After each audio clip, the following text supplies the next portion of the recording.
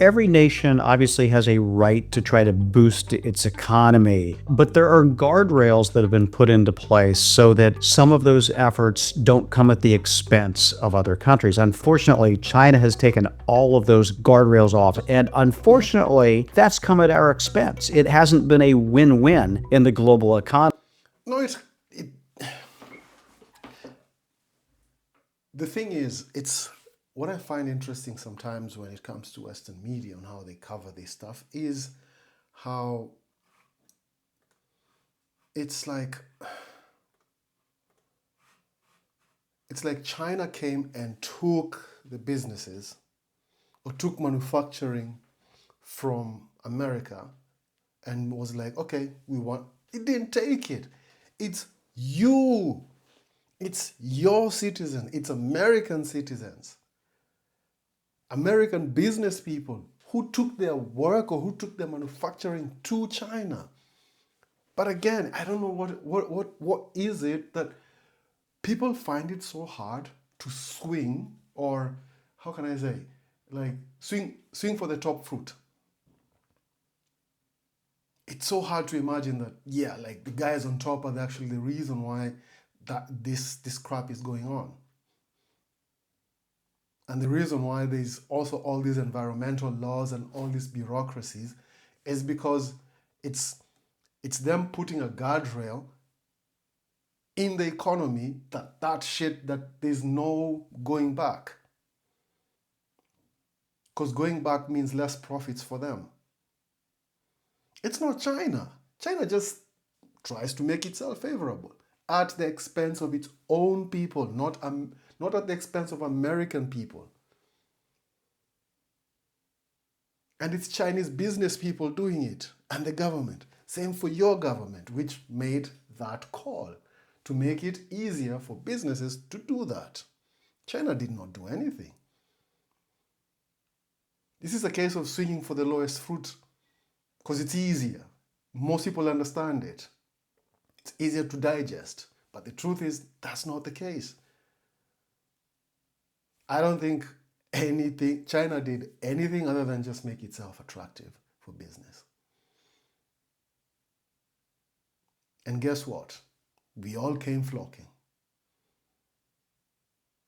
And on top of that, the deal that China was able to put on the table looked good in that it offered American farmers the access to its markets. And I mean, look at the size of the market. That's like almost how many? It's like 2 billion people. With almost 200, or if not 200 million people in the middle class with the same income as American families. That's a huge market.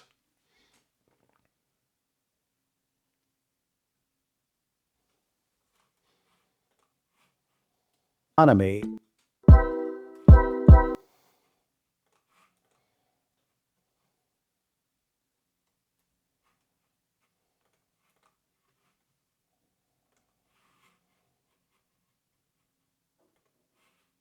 Unfortunately, China has taken all of those guardrails off, and unfortunately, that's come at our expense. It hasn't been a win-win in the global economy. It As never was. conditions for manufacturing have It never was. Even in America, at no point was it ever a win-win. Your whole economy, like the seed of the American economy, the American way of doing things, is from slavery, which was not a win-win. It was a win for the white slave owners, but it's not a win for the black people. So there's never been a win-win. This case is just a case where China just, I don't know, found a way to actually, I don't know, play the game. And they were able to actually come out on top. This is a case whereby we're hating the player now, when you're supposed to actually hate the game. But you can't hate the game because you guys are the ones who created the game. But you don't want to actually accept that you created the game. become more That you're now losing in. favorable overseas, the U.S. has shifted from a goods economy to a services one Today, service jobs account for over 80% of non-farm employment in the US.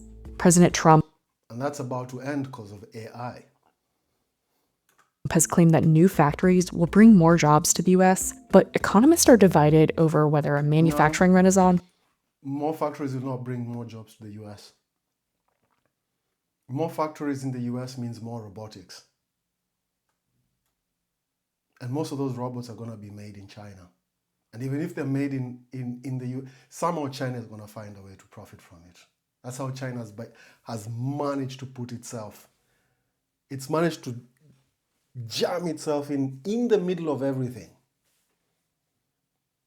If you've not noticed, that China has managed to jam itself in the middle of everything.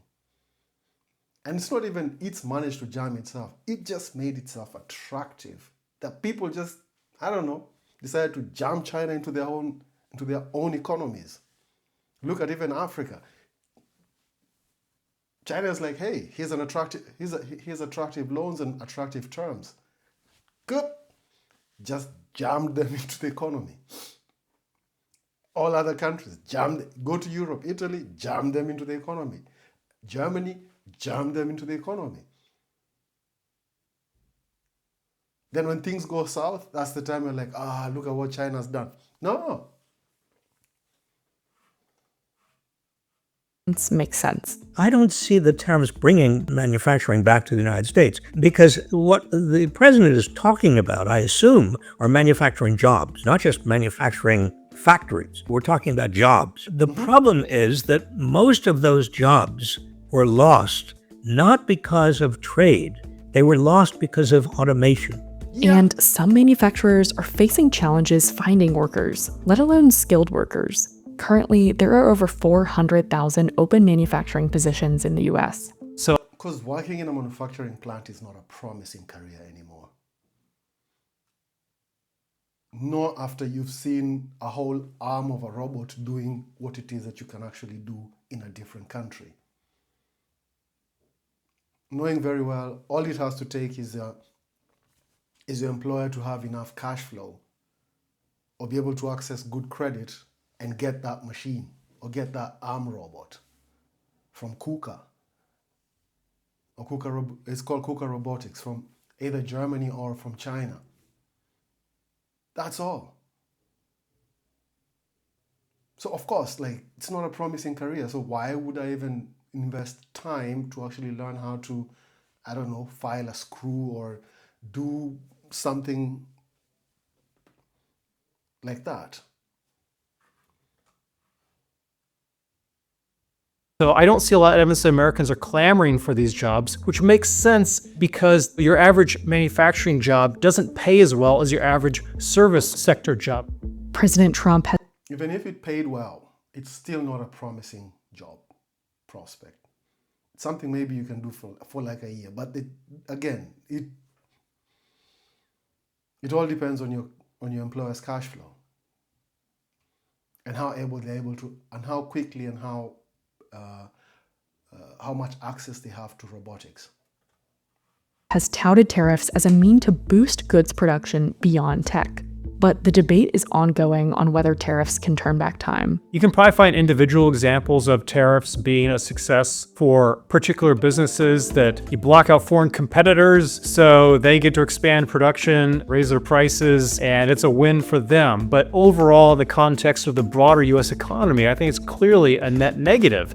But others argue Because, I don't have competition anymore. But other goods are affected. Price increase in other goods means also the part whereby people don't have the money to actually even buy my stuff.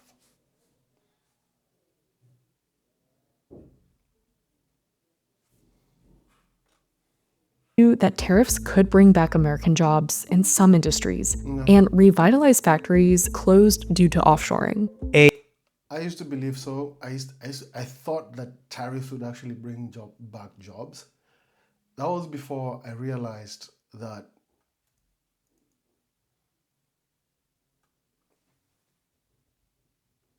you can't look at your business just by itself.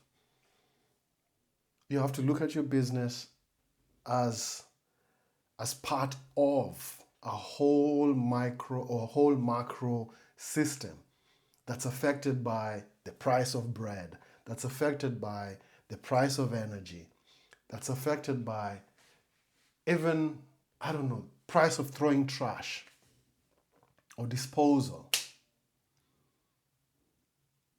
You get? Even the price of a chewing gum can affect your business. And you don't even sell chewing gum.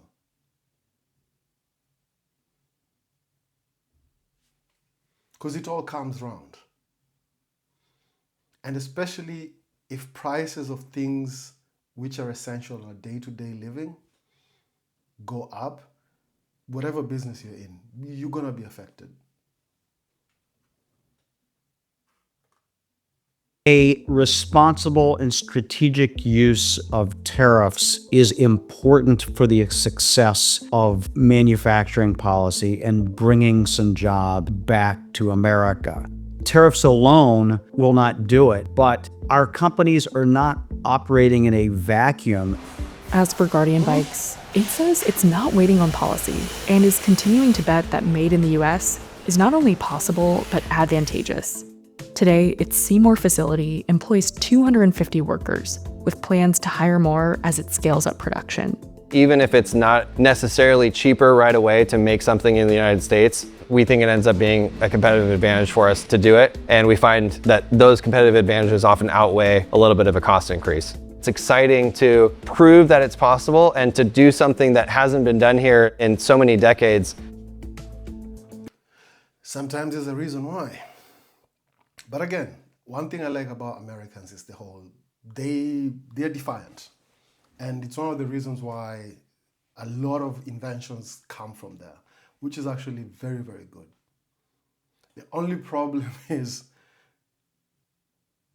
how can I put this?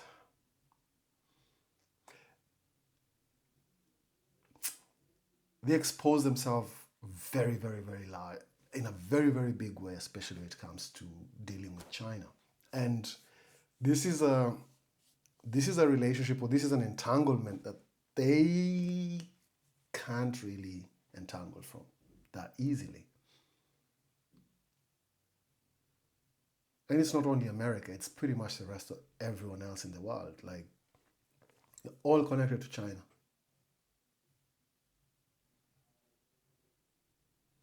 There used to be a joke a long time ago. I think it was around 2004, 2005 there, that Mandarin might end up becoming a major language, or a much needed language as far as business is concerned. The same way English is, Mandarin might end up becoming that, being taught internationally in all schools. It's not yet there, but it's gonna come to.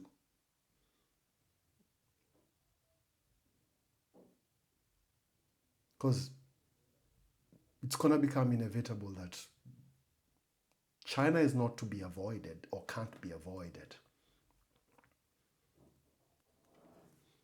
I have accepted that. I have seen that, and there's benefits to it, there's disadvantages to it, but at the end of the day, here we are. It is what it is, yeah? So, what are the comments saying?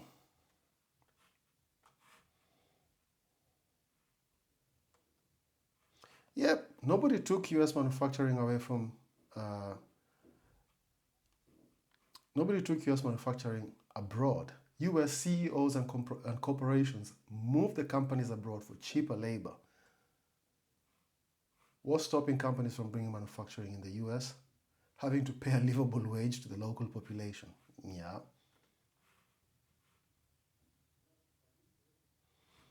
In the process of rescuing hundreds of millions of people from abject poverty, let's not forget that. We've seen the developed world trying to help the developing world improve through other means than offshoring. It simply didn't work. Now, is he implying that the manufacturing was sent to help Chinese from abject poverty. Nah.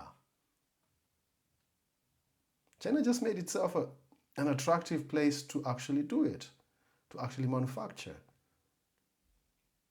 by incentivizing education and making it a priority, making education a priority and training a priority for its population. And it didn't make school expensive.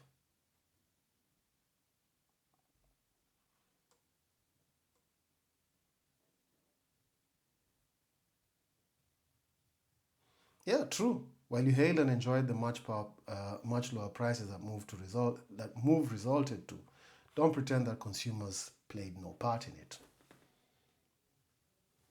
We all did. We all did.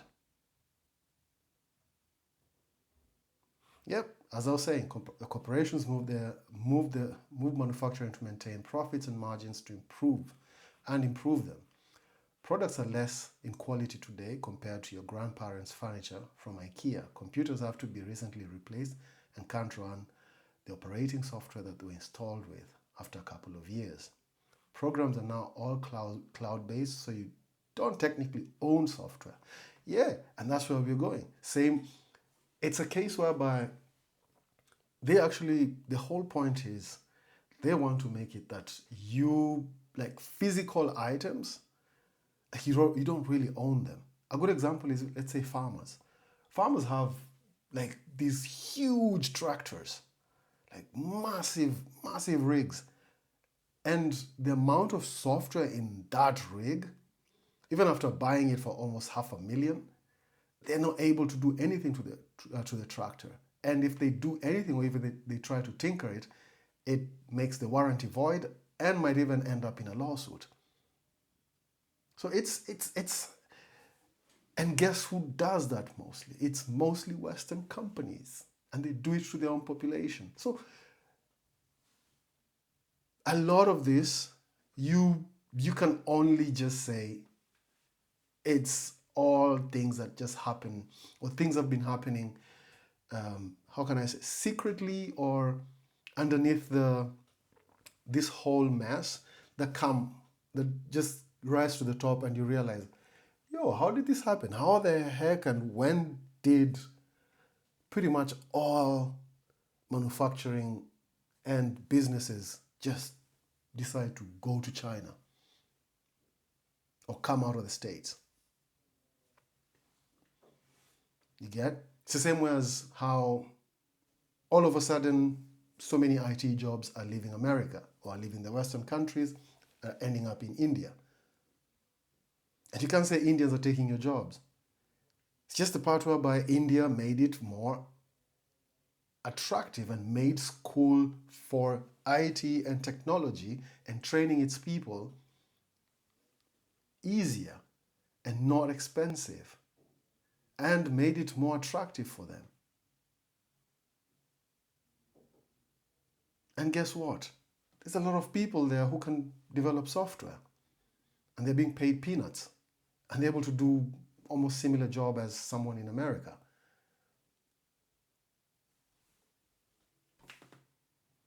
As a business person, it's a no-brainer, especially in this whole connected, globalized world. Anyway, so that's my take on this video. You don't need to watch the full one. I think I have the full one. But if you want to watch the full video without my interruptions, the link is in the description. Thank you very much for watching. See you in the next video.